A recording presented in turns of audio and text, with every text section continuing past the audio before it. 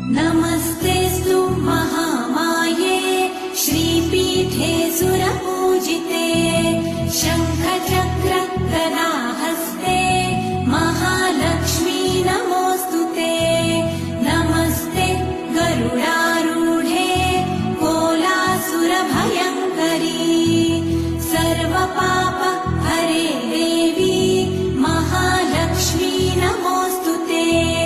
महादेव्यै च विद्महे विष्णुपत्न्यै च धीमहि तन्नो लक्ष्मी प्रचोदयात्।